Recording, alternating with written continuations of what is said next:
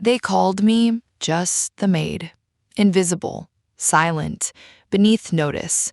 But the day my daughter knocked on the wrong door, she uncovered a secret worth billions, a double life, a hidden family, and a betrayal so deep it would bring the most powerful man in the city to his knees. This is how karma found him. My name is Farah. Before I tell you what happened behind those marble walls, you should know who I was before all of it, because the woman who walked into that mansion 6 years ago is not the same woman who walked out. I was 34 years old, raising my daughter Nadette alone after her father decided fatherhood wasn't for him. I took the job cleaning the Aldane estate because the pay was good, and I was desperate. And desperate women don't get to be picky about who they work for. For 6 years, I scrubbed floors that cost more than my apartment, folded clothes worth more than my car, and learned to disappear the moment anyone important walked into the room. That's the unspoken rule when you work for people like the Aldanes. You're there, but you're not really there. You see everything, and you say nothing. Grigor Aldane was the kind of man magazines loved. Charming on camera, generous at galas, the perfect husband standing beside his perfect wife. But I saw a different man, the one who barely looked at his wife, Solveig, unless someone was watching. The one who took calls behind locked doors and left for business trips that never quite added up. I noticed things. I always noticed things. It's what happens when people stop seeing you as a person. You become furniture, and furniture hears everything. I remember finding an earring once, tucked beneath the guest bed, delicate and unfamiliar. It wasn't Solveig's. I held it in my palm for a long moment, feeling the weight of a decision I didn't want to make. And then I did what I always did. I put it back exactly where I found it, and I said nothing. Not my place, I told myself, not my family, not my business. Some days, Nadette would come by after school, sitting quietly at the kitchen island doing her homework while I finished my shift. She was 16, sharp-eyed, curious in that way teenagers are when they think no one's watching them watch them. I never imagined that curiosity would one day crack open a lie 6 years in the making. If you've ever felt invisible in a room of powerful people, stay with me until the end. And don't forget to follow, because this story is about to turn everything upside down.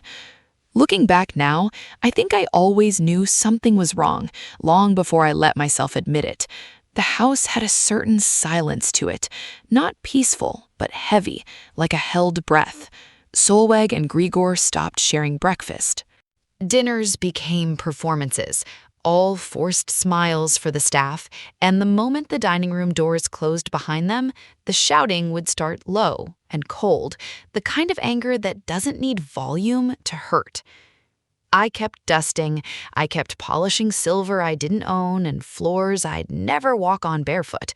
But I started noticing more. A second phone hidden beneath folded shirts in Grigor's study, buzzing at hours no business call should come through.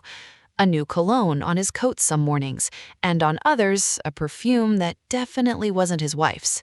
I told myself it wasn't my place to wonder. I told myself a lot of things back then. That's when Ren Osai started appearing more often.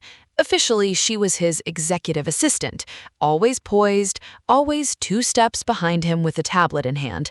But there was something in the way she looked at me, like I was an inconvenience she tolerated rather than a person she respected.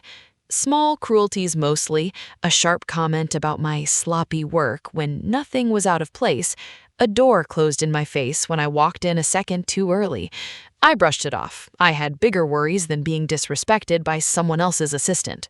One evening, Solveig found me in the hallway, folding linens, and she did something she'd never done before. She talked to me like a person instead of furniture. Her voice was quiet, almost embarrassed. She said she thought her husband was hiding something from her.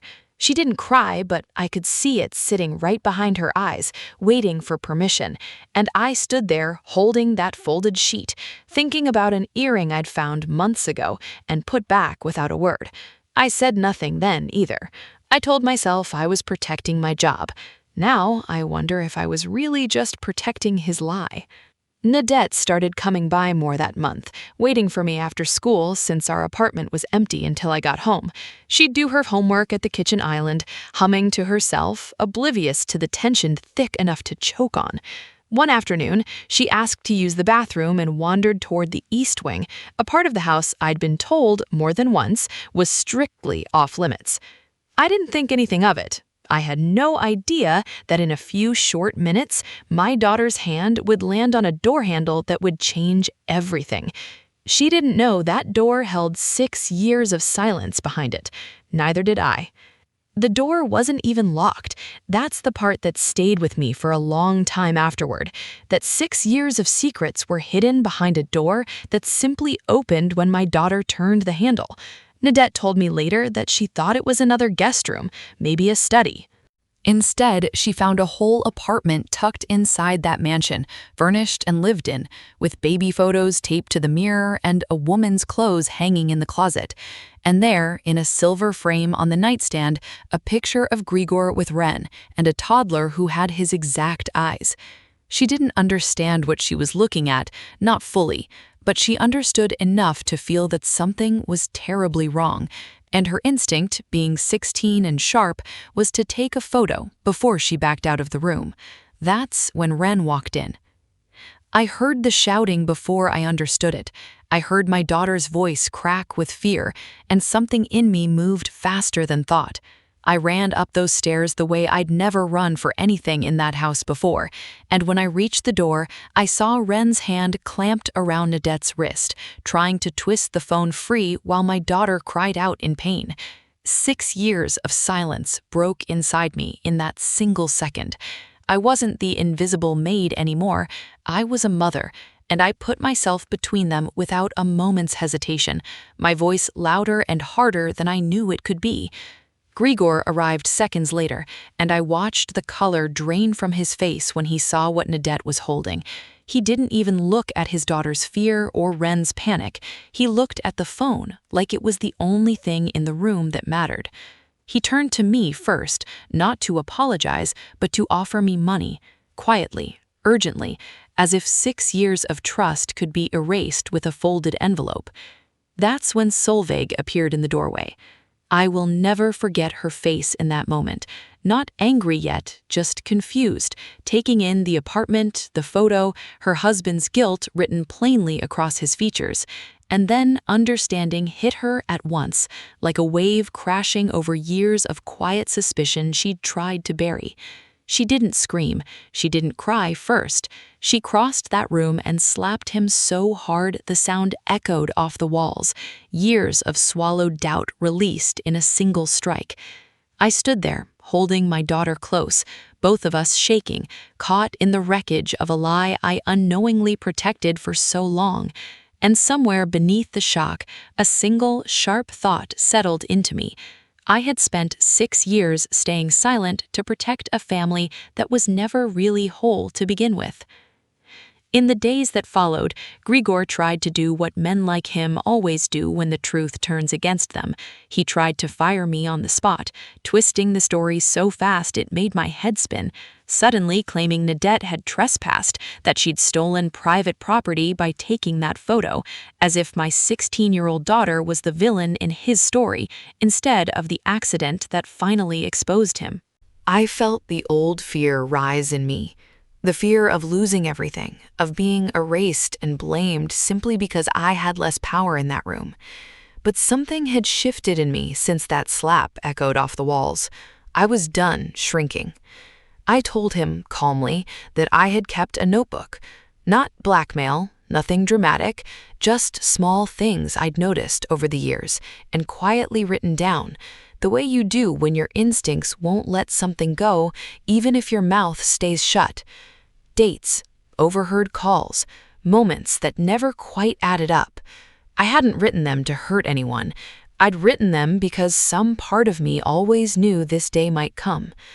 I reached out to Benedict, the family's longtime lawyer, a man who had handled the Aldanes' affairs for over a decade and had grown quietly uneasy about certain financial movements he couldn't fully explain. When I told him what Nadette had found and what I remembered, he went pale in a very different way than Grigor had. He'd noticed money disappearing too, company funds, shareholder money, quietly funneled into accounts connected to Ren. This wasn't just a betrayal of marriage, it was a betrayal of everyone who had ever trusted Grigor Aldane with their money and their faith. What surprised me most wasn't the fraud, it was Solvik. Instead of collapsing under the weight of humiliation, instead of turning her anger toward me or my daughter the way I feared she might, she reached out her hand. Two women, wronged by the same man in different ways, finding an unexpected strength in each other instead of tearing each other apart. We sat together at her kitchen table late into the night, piecing together dates and numbers and quiet observations, building something neither of us had the power to build alone. For the first time in 6 years, I wasn't invisible in that house. I was necessary. My voice, the one I'd swallowed for so long out of fear and survival, was suddenly the thing holding the whole truth together. Grigor still believed he was in control, still moved through his mornings with that same practiced confidence, completely unaware that the walls around him were already starting to crack from the inside, built brick by brick from years of things I'd quietly noticed and never forgotten. The day it all came apart, Grigor stood in front of his own board like he always did, shoulders back, voice smooth, completely certain of his own power. I wasn't in that room, not officially. Women like me don't get invited to boardrooms, but I heard about it afterward, every detail, and I've replayed it in my mind so many times, it almost feels like I was standing there myself.